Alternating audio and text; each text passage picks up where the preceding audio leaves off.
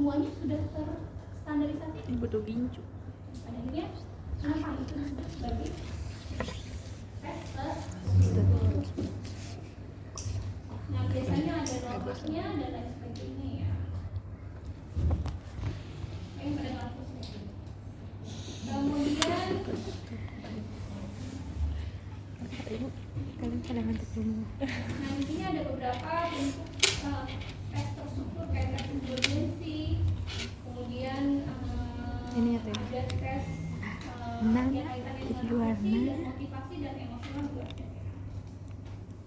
Nah di sini apa norma sebenarnya kita udah pelajari ya. Suatu tes orang yang didapat dari sekelompok orang yang telah mengikuti suatu tes melalui metode pengaturan testing. Nah seperti ini ya. Misalnya kalau ini biasanya umumnya standar dalam tes intelijensi. Rata-rata itu ada di berapa? Intelijensi rata-rata ada di berapa? 110 sampai 119. 90 sampai 109 109 ya. Kalau udah sampai 110 sampai 119 jadi sudah di atas rata-rata. 120 superior dan lain sebagainya. Nah kira-kira kalau orang yang misalnya punya kemampuan intelijensinya di atas rata-rata bisa terlihat nggak dari cara dia ngomong? Bisa mungkin ya. Tapi ada nggak sih orang yang mungkin ingin terlihat pintar? Pada akhirnya dia ngomongnya tinggi kayak siapa Kiki ya? Kiki Prastio. Konsonan aja. Terus Fajar yang mana? Oh. Barang siapa Tapi yang bukannya dia mah sok-sok puitis ya? Jumat dan Sabtu. Iya kan, bukan sok-sok Makanya puitis, tersesat. sok-sok puitis kan. Itu Ya, sebenarnya Senin. kan jarang memperhatikan si Fajar itu. Sebetulnya dia pengen terlihat puitis atau pengen terlihat pintar? Penjelasan boy. Puitis. Pitis. Atau pengen terlihat punya makna banyak tentang hidup? Pengen keluar apa? Karena kemudian dia berapa Kita ibadah. Goreng. Oh iya. Kenapa? Nggak tahu ya. Oke. Itu penasaran kalau umurnya masih remaja atau udah tua gitu? 17 ya? Hah? 17. Ih, tahu pacarnya ya. Saudaranya. Remaja lah ya. Siapa yang bilang? Oke, kemudian nah, kira-kira kalau misalnya ini ya, orang-orang yang di bawah rata-rata ataupun misalnya secara IQ dia maunya kurang oke lah ya, secara Ikutan. bisa dilihat dari cara bicara. Nah, jadi itu buat observasi dan yang mungkin dalam wawancara kelihatan itu bisa menjadi sebuah data juga untuk menunjang kayaknya intelijensinya nggak oke deh. Nanti hilang Dari jadinya. hasil bicaranya dan lain sebagainya. Tapi ternyata pas kerjain intelijensinya berbeda dari dugaan kita. Nah, yang perlu kita cari tahu apa yang menyebabkan dia ketika berbicara dengan kita tidak sesuai dengan kondisi aslinya. Begitu juga yang kayak Vicky itu ya, apa yang membuat dia ngomongnya berlebihan gitu ya, kayak Vicky, tapi nggak sesuai dengan kondisi ini. Oh ya. Ya mungkin si Vicky itu pengen terlihat oke lah ya, pengen terlihat pintar dan dia bisa dipercaya sama yang lain. Dan memang tipikalnya dia suka apa? Suka nipu ya. Biasanya perempuan yang ditipu ya. Iya. Pernah ya. Tahun ini nikah sama ini, tahun ini nikah sama Aku ini. dari bapak aku ya. Kan dia udah 30 kan ya. Bapak sama Nah, berarti ternyata dari dia berbicara ada tujuan-tujuan konsonan lagi. Kagak. Jangan lagi yang nanti kasih. Sinar kabar ini. Nah, tes tidak terstruktur. Tes tidak terstruktur ini membutuhkan jawaban yang ditentukan secara disebut tes tidak terstruktur karena stimulus tes yang dicampur sama instrumen. yang ditentukan secara tegas dan jelas ya. Misalnya faktor ini bisa jadi dipengaruhi oleh apa aja, faktor pribadi dari testing yang sangat menentukan. Dari versi bahasa Inggris nih. Nah, Yang buat bahasa Korea itu di translate apa bahasa Inggris. Terus ada subtitlenya. Seterusnya tahu? Oke, kalau sebenarnya mungkin ibu sempat bahas kalau tes SKAT itu kita didiagnosis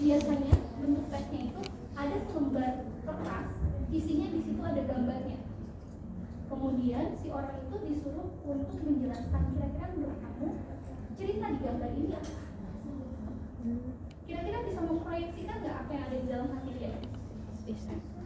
Teorinya menjelaskan bisa, sehingga tes itu masih dibutuhkan. Ada yang namanya tes Rorschach. Kalau tes Rorschach yang seperti apa? Dia dikasih gambar, gambarnya tuh kayak ingrot tuh kayak misalnya apa namanya, percikan tinta yang membentuk sebuah gambar. Yang pada ini dia diminta untuk kamu lihat gambar apa yang ada di sini. Setiap gambar yang dipersepsikan itu mengandung makna-makna Ini pas presentasi ini. saya melihat kuku, saya melihat misalnya gajah dan lain sebagainya. Mengindikasikan tapi itu juga nanti artinya gak ada area mana yang kamu lihat sebagai gajah, area mana yang kamu lihat Yang sebagai nggak ada ibunya pokoknya. itu ada teknik. Yang nggak ada. Nanti kalian belajar kalau nggak salah di Ibu. sama Bu Seluruh aduh gedekan. Kemudian, misalnya di sini dalam teks biasanya Maaf, aku lagi diberikan cinta sejumlah gambar ya untuk menceritakan apa kesan yang didapat dari dia melihat kartu tersebut. Nah, yang paling penting untuk diperhatikan adalah bahwa setiap rangsangan itu memiliki daya tarik masing-masing tersendiri dan bisa jadi ya nggak sama satu orang dan orang yang lain, dan itu memiliki makna psikologi. Pada dasarnya terdapat beberapa kemungkinan cara untuk menafsirkannya. Yang terpenting adalah menghubungkan jawaban dengan asosiasi dan simbol dari jawaban tersebut di dalam kartu Rorschach. Nah, asosiasi ada yang tahu kan ya? Asosiasi itu kayak mengibaratkan atau menyamakan ya.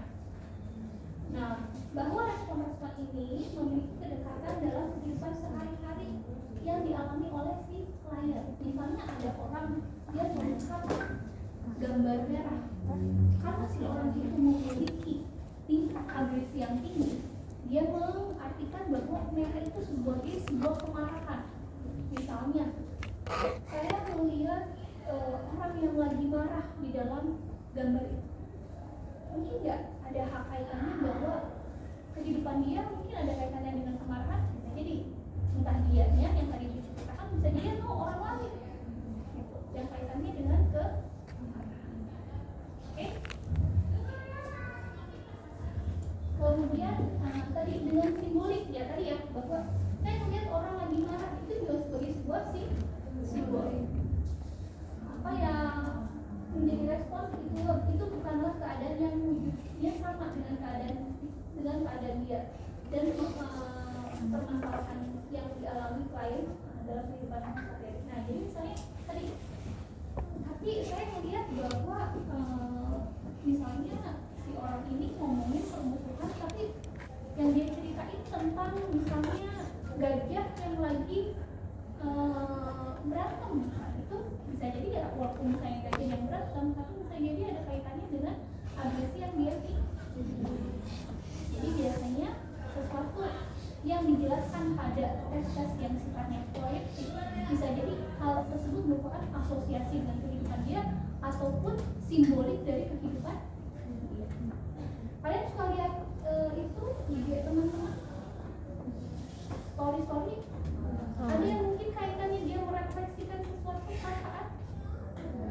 Ada. Itu kaitannya dengan apa? Simbolik juga ya? Atau misalnya kita ada sesuatu yang diasosiasikan, apalagi misalnya ternyata kalian dekat sama orang yang kalian lihat IG-nya, bisa jadi mungkin dia lagi, dan bisa jadi mungkin hal itu dikaitkan dengan emosi yang dia rasakan tadi. Mungkin simboliknya enggak aku sedih dan lain sebagainya, tapi bisa jadi dalam bentuk hal yang lain. Oke. Nah, sebetulnya tes yang seperti ini kurang lebih sama, tapi lebih stimulusnya lebih diciptakan. Oke, nanti sampai sini tentang asosiasi dan simbolik. Oke,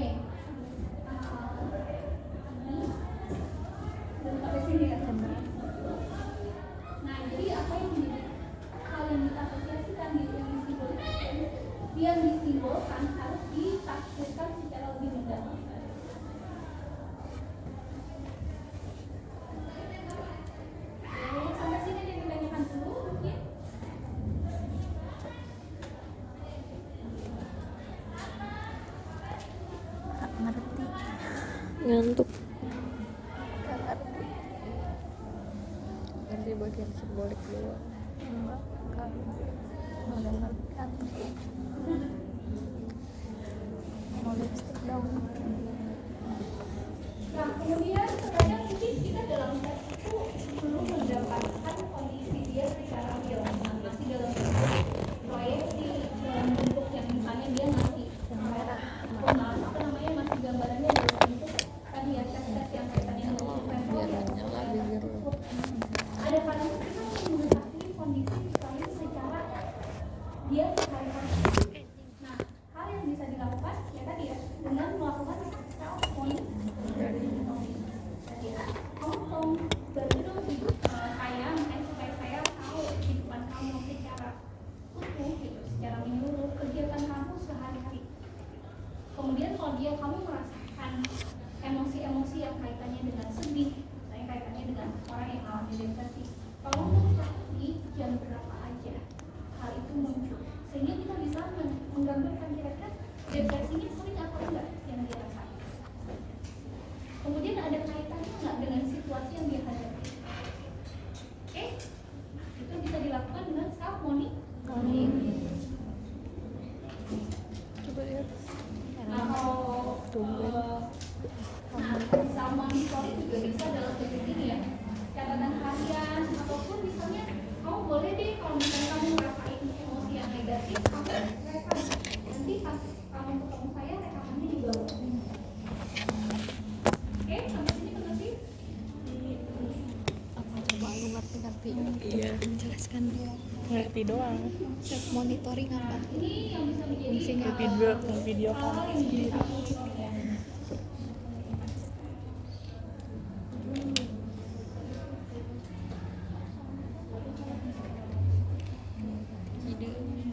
Nah, saat Bayang-bayang. untuk kita mendapatkan data ataupun membantu kita dalam progres progres Kan makanya ini kan penderitanya juga ada skizo. Gimana tuh ngeri? Maksudnya Jadi kan main cycling, dia tuh skizo juga. skizo juga. ada